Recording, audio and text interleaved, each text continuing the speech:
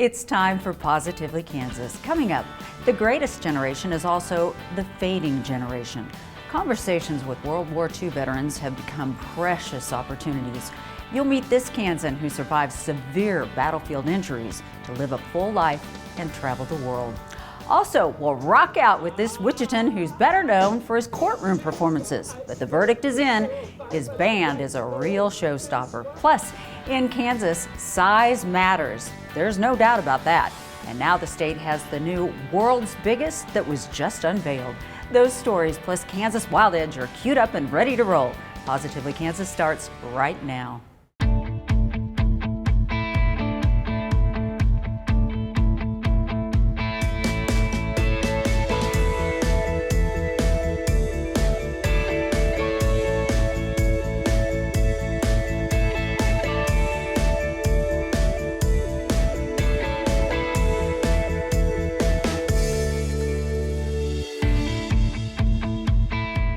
World War II is considered the war of all wars.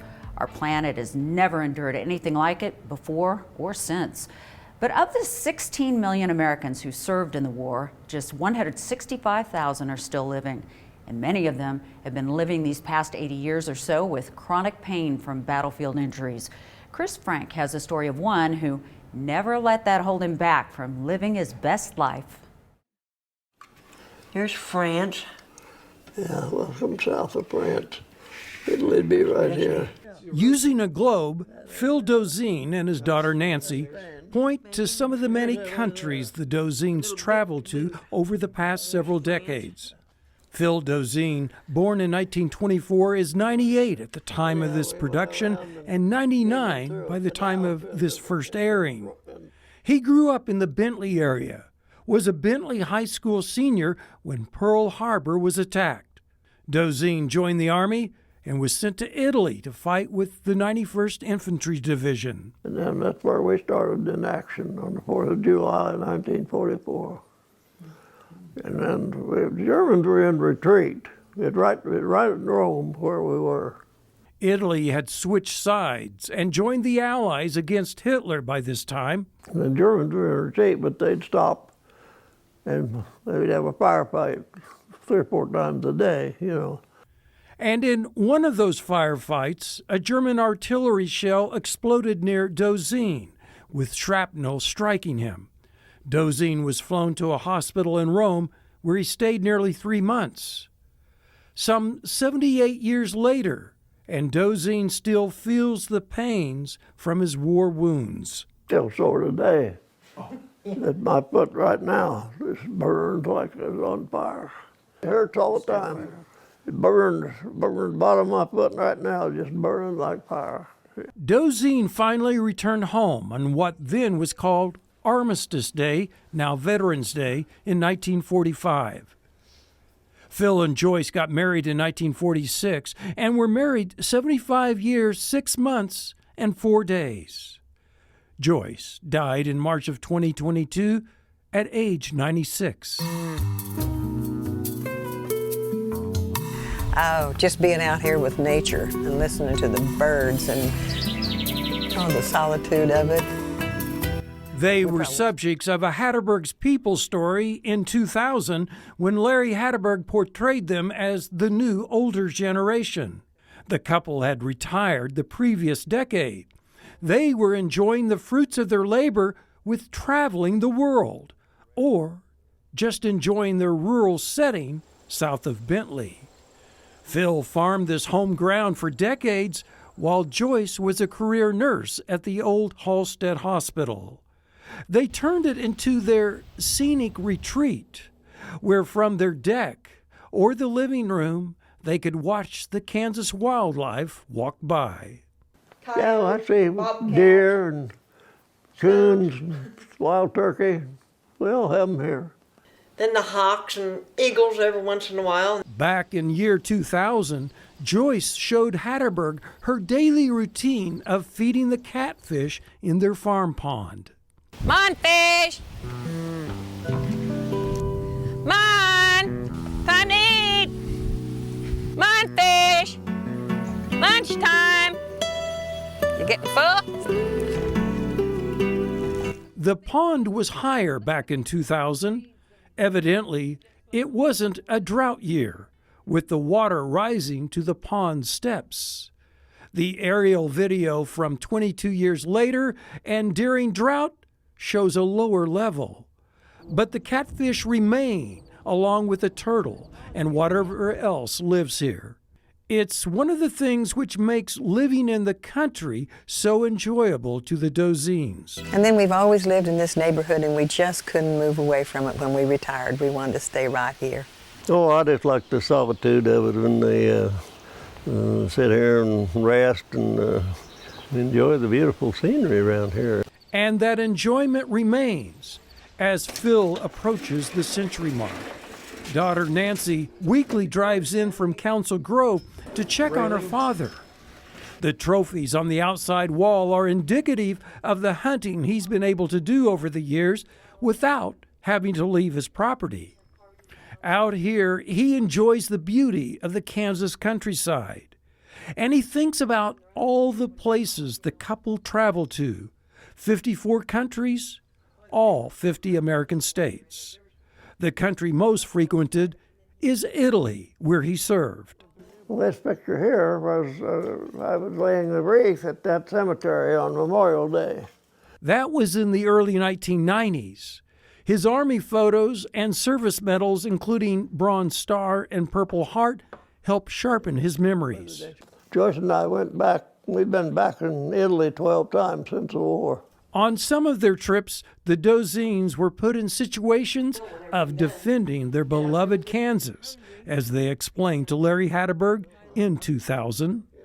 In their travels, they are defenders of the state, champions of Kansas. Many trips we go on, they say, well, where are you from? We say Kansas. Oh, my Lord, they said. All right. Somebody told us in Turkey, when we said we were from Kansas and we were enjoying Turkey so much, but we were from Kansas, and he said, oh, well, you're just happy to be any place. Wrong. They were always happy to venture out and see what the rest of the world had to offer.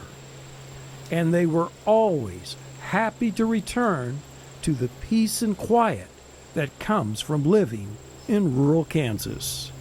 This is Chris Frank for Positively Kansas. The Department of Veterans Affairs says 234 World War II vets die each day.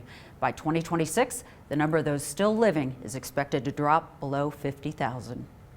Well, a new band has surfaced on the Wichita music scene, but it's probably not what you think. This is not a group of young upstarts.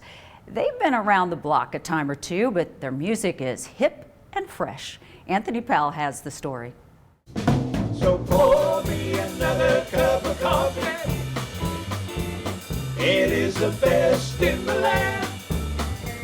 It's a Saturday morning in West Wichita, and the house band with Doug Webb on guitar, Dan Monitz on drums and lead vocals, and bassist Phil Snow is hard at work. Actually, work is the wrong word, because to these guys, any chance to play is a labor of love. We rehearse on Saturday mornings, which is unheard of, rock and roll in the morning. And if we have to miss a practice, you can see everybody starting to get itchy. This trio of longtime Wichita musicians had played together in the past, so the familiarity was already there. All three were between bands when the pandemic hit, so they decided to beat the COVID blues by forming their own group. They came up with the name The House Band because with Corona, they thought the only place they'd be playing was Doug Webb's house. That would prove to be wrong, but the virus slowed them down in other ways. We were 2 days from a job at Yaya's. Phil got it, Dan got it, and I got it. Just boom, boom, boom. But nothing, not even COVID, could keep this determined bunch down. It wasn't long before they were playing gigs at places like Yaya's and Riverfest. They continue to be in high demand at venues across Wichita. You can follow the band on its website and Facebook pages. I'm very gratified by our reception. People are calling, where are you playing? When are you playing? Their loyal fans love the traditional rock and roll and rhythm and blues, but are also appreciative of the band getting out of its comfort zone by playing more contemporary tunes like Uptown Funk. Normally they try to pigeonhole you. You're either a country rock band, you're a glam band, whatever labels they want to put on you. And at this age, we just wanted to play. And so, I'll be honest, Uptown Funk, are you kidding me?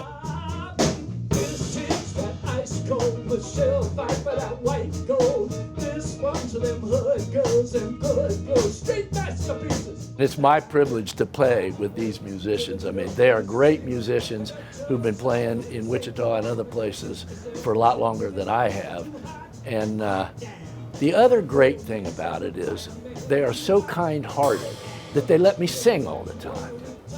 Meanwhile, if by now you are saying to yourself, I know that guy, it's because Dan Monett has been a very recognizable figure in Wichita for many years as one of the city's most high-profile attorneys. But actually, I've been playing music a lot longer than I've been a lawyer, starting from singing with my mother and the other 4 kids to the Hit Parade magazine lyrics. When he was just 13, Monett was in a band called the Lion's Mane. He continued playing until he headed out to California for college. I knew I wasn't going to set the rock and roll world on fire. And so I thought, you know, I'd like to do a little more to contribute to society and humanity. And law school seemed like a good way to help people, particularly people who needed to be defended. He decided to go to law school and has been defending people ever since. He also has continued playing music over the years, taking some time off due to his busy practice, but never losing his passion for playing. Monett telling us music and law complement each other. They both involve preparation and performance and passion. And it's passion, say the house band members, that really is the key to their success. Uptown, bump you up. Uptown, bump you up. They might not have been expecting to play at this stage in their lives, but are incredibly grateful to be doing so. I thought it'd be fun. I thought we'd have a good time, but as far as musically, it's transcended anything I thought we might do. There's a spontaneity and there's a likability. I love playing with these guys, and I love these guys, and I love their musicianship. So until they discover me, I'm going to stick with this. And with the success the band has already enjoyed, along with the trio's insatiable thirst to play, you can bet the house band is going to be sticking around for quite some time. For Positively Kansas, I'm Anthony Powell.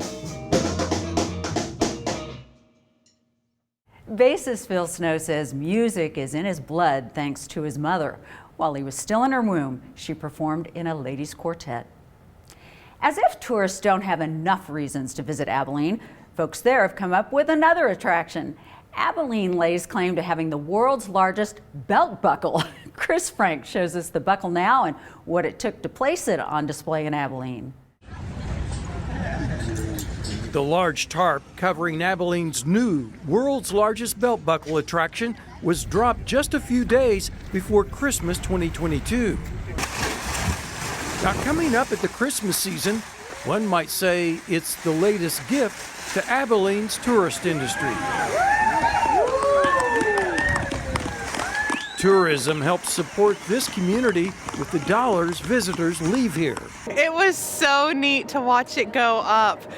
You know, when we started this 6 months ago, who would have thought that we'd get to this point so quickly? Julie Roller Weeks is director of the Abilene Convention and Visitors Bureau.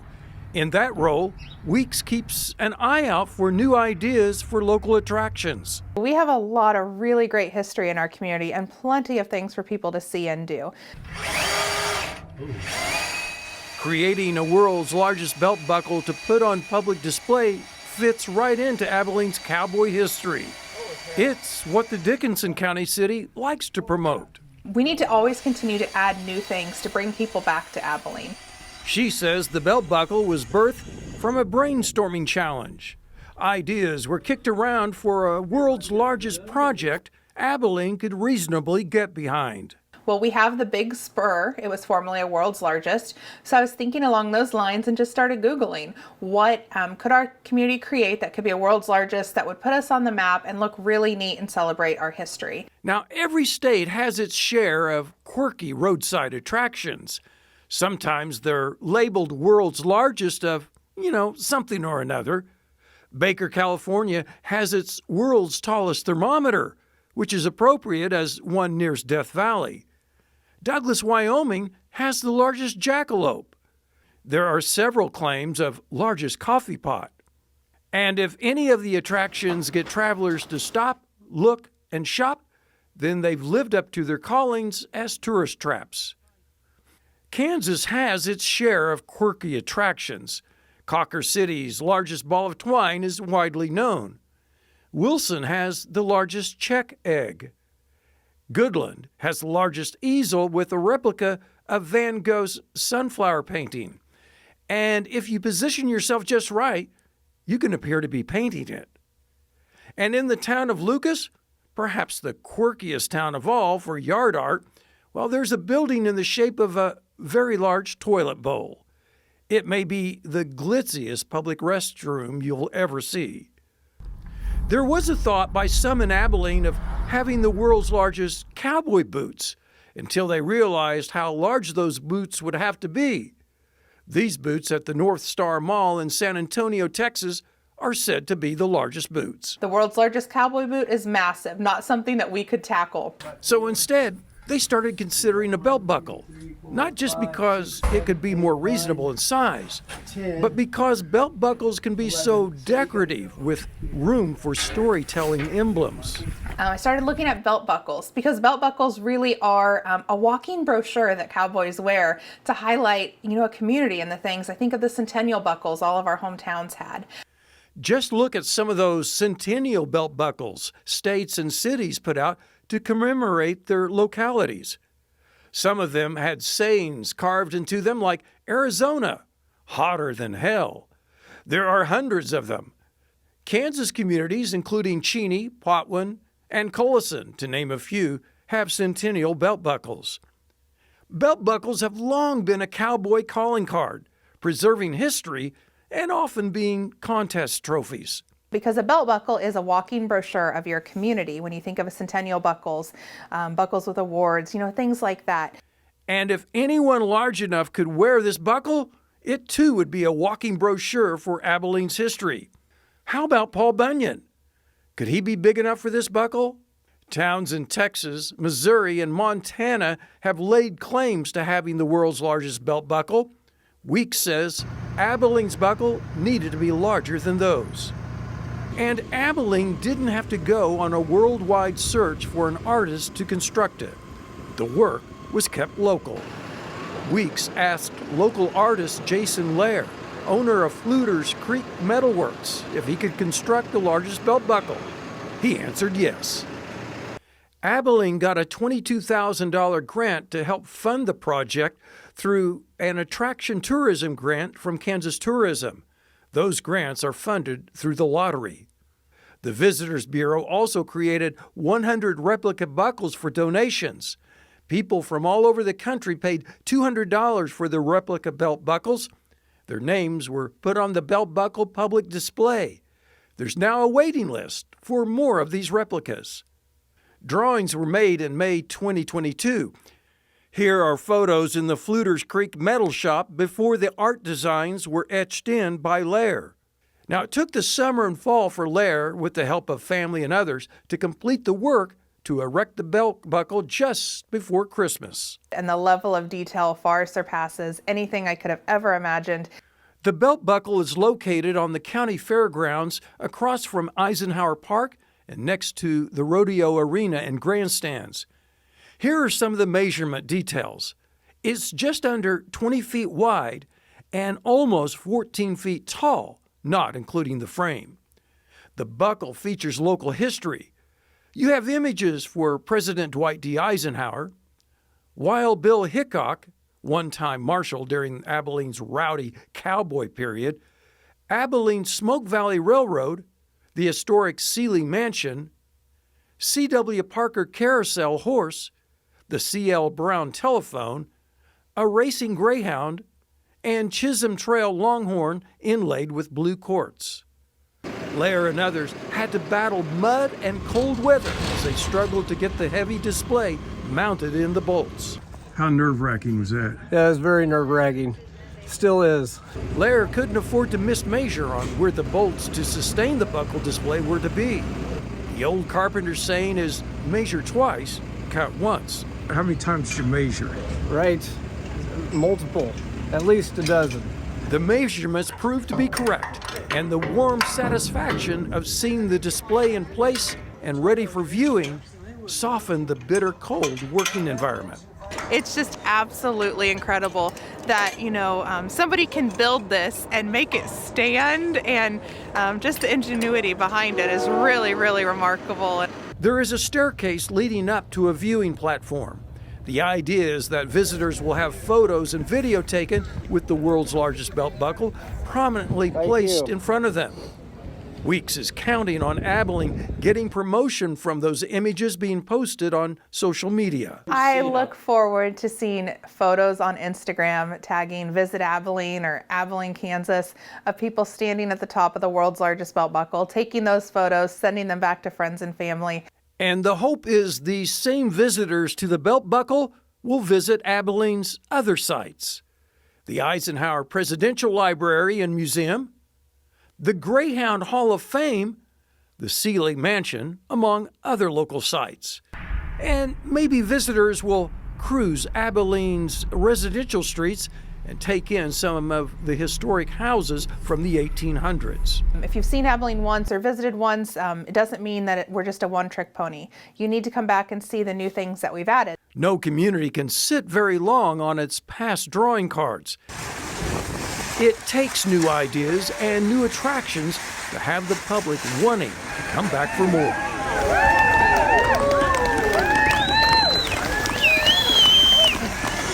In Abilene, this is Chris Frank for Positively Kansas.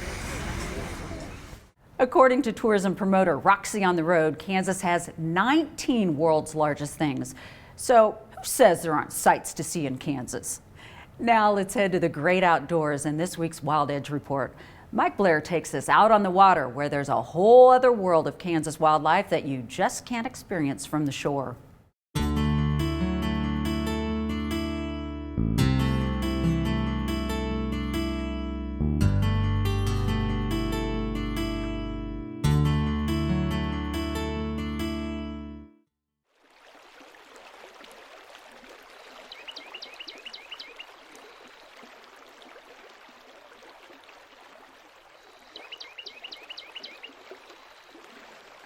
Grant me a day on the water. A small stream where each curve brings a new surprise, a chance for discovery. Narrow places in chutes closed in, where I'm held in the palms of the maker's hands.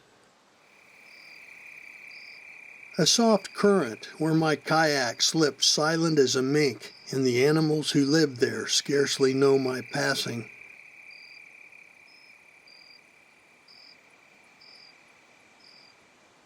Grant me a day on the water. Afloat with a friend where we talk in hushed tones to honor the stillness. And where separate but one, we share the magic of untethered closeness, each with our views, each with our thoughts, each with our strokes.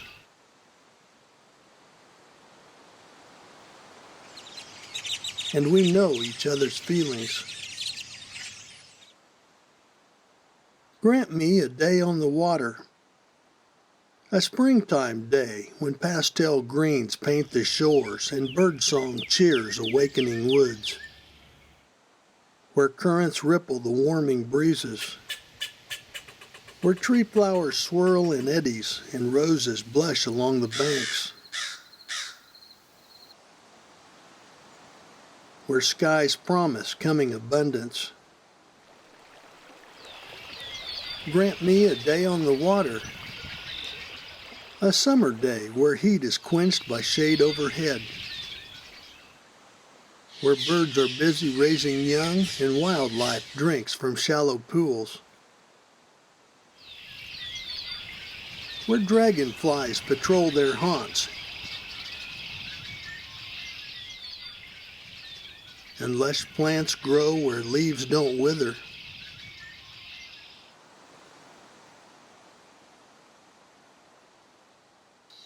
Where young muskrats play,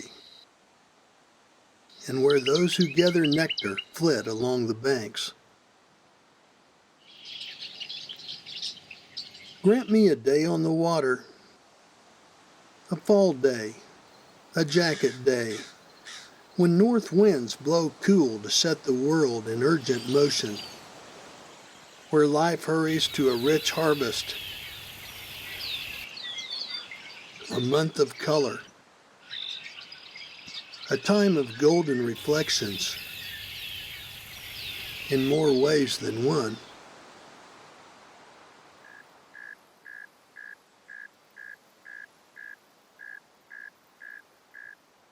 Where finally it all turns loose.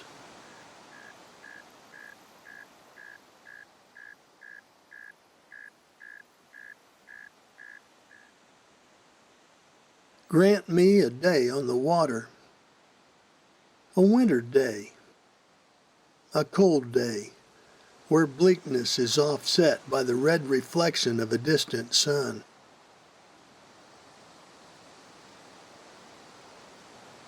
Where barren arms reach to the heavens, asking that someday vigor and warmth might be restored. Where I'm cold, but where comes deep knowledge of life and its passing, and greater life to come.